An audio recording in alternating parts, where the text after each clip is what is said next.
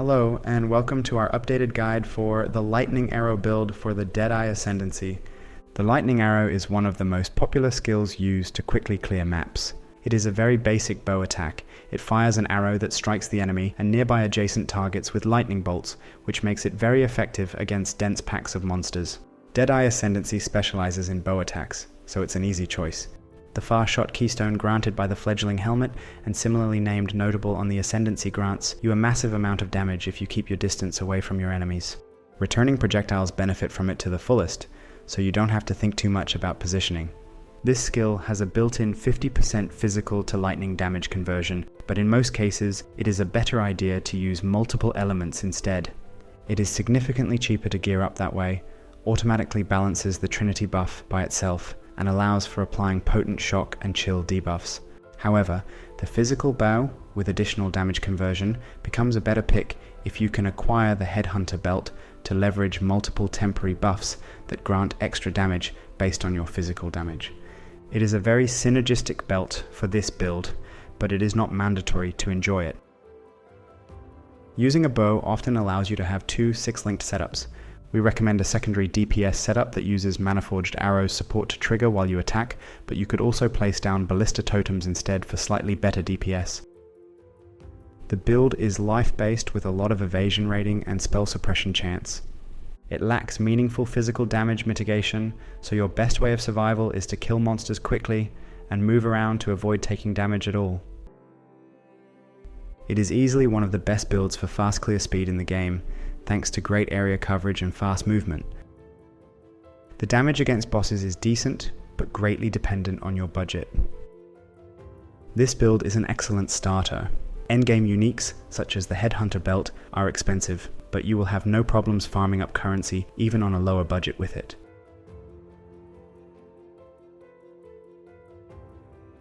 There are no mandatory uniques necessary for functionality, but there are plenty of items you should include in the build at some point. The fledgling grants an absurd amount of damage. The far shot granted by this helmet stacks with Deadeye's far shot notable.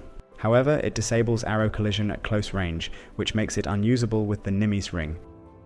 The returning projectiles hit the enemy again, and benefit from the far shot to the fullest.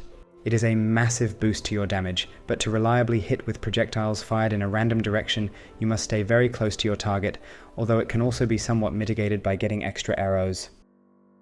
The Void Fletcher is a great option for lower budgets. The Void Shot can deal a significant amount of damage to supplement your burst, but ultimately it lacks useful stats. Hiri's Ire may be the best option for body armor. It is a huge bonus to your evasion rating and spell suppression chance, and you can make use of the Life Mastery.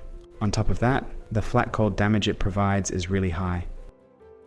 Hiri's Truth is the best amulet for this setup. It provides tons of accuracy via Precision Aura, plenty of critical strike multiplier, and grants the culling strike effect. At a higher budget, you should get useful corruption here, and use Tainted Oil to apply Anoint. The Taming Ring grants you a lot of elemental resistances and elemental damage, making it one of the best choices on a low budget. Remember to use catalysts to make it even better. With the Watcher's Eye Jewel, you can become even more evasive and mobile, while still improving your damage by a decent amount. The purity of element modifiers can be useful to deal with Elemental Reflect, since you can no longer use Awakened Gems to ignore it completely. Lethal Pride grants you tons of strength, and it is easy to land multiple useful bonuses such as Intimidation on hit, a chance to deal double damage, or a bonus to your maximum life. It is the best build to utilize the Headhunter belt. Other than generally useful modifiers such as speed or extra defense, it often grants additional projectiles or extra elemental damage. In such cases, a physical bow with extra conversion will be a better choice, but you will obliterate everything either way. Your damage priority is quite simple. You will want as much DPS and critical strike chance on your bow as possible. Other gear pieces should provide a bit of extra crit multiplier or bonuses for elemental damage, but maximum life and other defensive bonuses are usually more important. You will also need a bit of extra intelligence to use the new exceptional gems. Your best option is a rare bow. Elemental damage can reach higher base DPS, while the physical damage type can benefit greatly from other sources of extra damage. A high base critical strike chance is also very important for scaling the damage further. There are many useful modifiers to look for: attack speed, flat damage for attacks, various increases to your attack damage or projectile speed, and critical strikes. The additional arrow is also great, especially if you use the Nimbus ring already.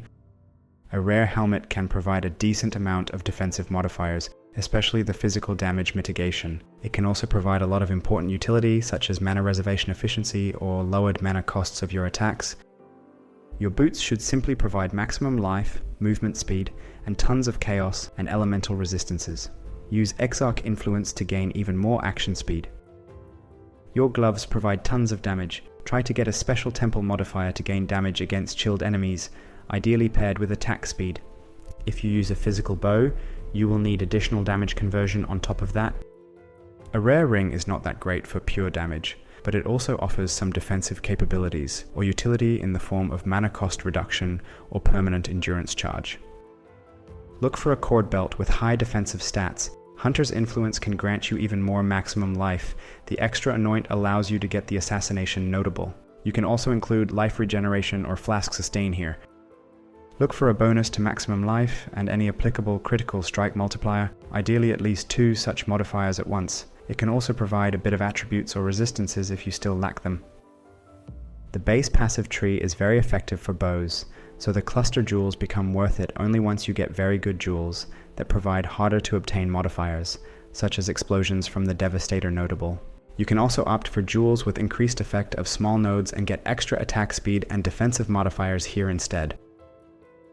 Cinderswallow Urn is a good source of onslaught buff and improved life recovery during clearing.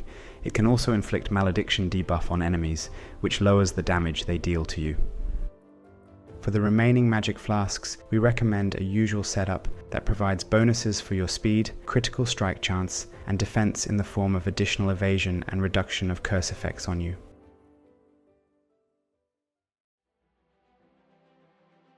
Lightning Arrow fires projectiles that strike multiple enemies upon contact. The Val version provides a decent boost against bosses, but imbuing extra support gem is usually better. The critical damage support provides the best value at level 1. The Greater Fork offers amazing clear speed, but at first you might want to opt for the Pierce and use another damage support, such as Inspiration. This skill will be used automatically while you use your main arrow. The Burning Arrow simply deals a lot of damage, although Storm Rain can be stronger if your opponent is stationary for longer periods of time. Thanks to the life tap support, you will trigger this setup with every attack. Ideally, you should get it imbued on your skill and use a proper damage support instead. Grace adds and increases evasion rating, which makes your character more likely to avoid attacks. You can also use Haste or Hatred to gain damage instead. Purity of Elements makes you immune against elemental ailments and provides a lot of elemental resistances. Herald of Ice explodes frozen enemies you kill. It is quite expensive to fit into the build, so you can skip it if you are short on resources. To fit in the Herald, you will need Enlighten support and pick Aura Notables via Passive Tree and Anointment on your amulet. Sniper's Mark is a curse that increases the damage enemies take from projectiles, and projectiles that hit cursed enemies split, which creates more opportunities to return and hit enemies again. You can save a socket by imbuing this support gem on the mark itself, but you would lose a bit of mark effectiveness that way. Frenzy is a simple projectile skill that generates frenzy charges upon hitting enemies. Tornado creates a gust of wind that absorbs incoming projectiles to deal a portion of their damage again.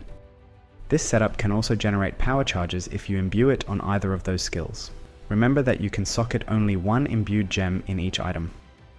Blood Rage is a temporary buff that increases your attack speed and grants a chance to gain frenzy charge upon killing opponents. However, it makes you take mild physical damage over time. Frostblink is an instant teleport that leaves a chilling ground in both locations. Use it to quickly avoid danger.